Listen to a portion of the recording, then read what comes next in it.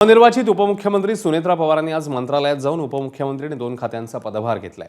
ज्या दालनात पती दिवंगत अजित पवार बसत होते आणि तिथेच आणि त्याच खुर्चीवर विराजमान होताना सुनेत्रा पवार या भावूक झाल्या।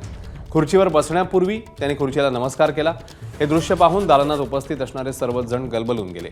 सुनेत्रा पवारांसोबत असलेल्या पार्थ पवारांचे डोळे देखील यावेळी पाणावले। प्रफुल्ल पटेल, सुनील तटकरे यांच्यासह राष्ट्रवादीचे अनेक ज्येष्ठ नेते आणि मंत्री यावेळी हजर होते। या घडामोडींकडे ते स्तब्ध होऊन पाहत होते। हे सारे नेते अजित पवार असताना त्यांना दालनात पाहत होते आणि ते दालनात असल्याशिवाय आज जात नव्हते, पण नियतीने मांडलेल्या विचित्र खेळाने सारं चित्रच पालटलं।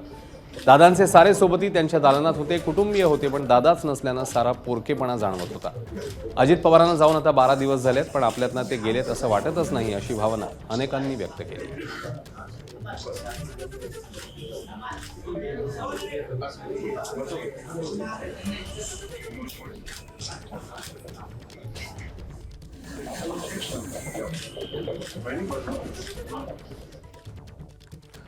तर उपमुख्यमंत्री पदाचा पदभार स्वीकारताच सुनेत्रा पवारांनी सोशल मीडियावर पोस्ट केली आहे। पाहूया। या पोस्टमध्ये त्या म्हणतायत, उपमुख्यमंत्री पदाची जबाबदारी स्वीकारताना विश्वासाची, कर्तव्याची आणि त्यागाची जाणीव आहे।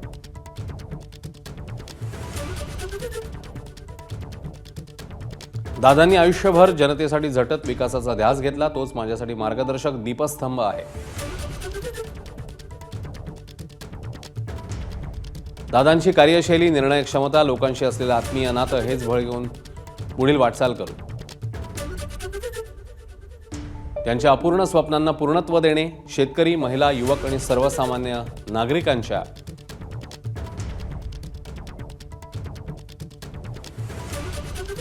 अपेक्षांना न्याय देणे हीच माझी प्राथमिकता असेल। दादांची जागा कोणीच घेऊ शकत नाही।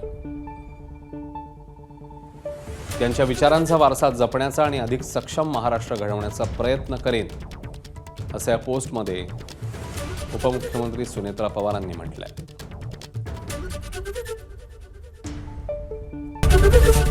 एबीपी माझा, उघडा डोळे बघा नीट।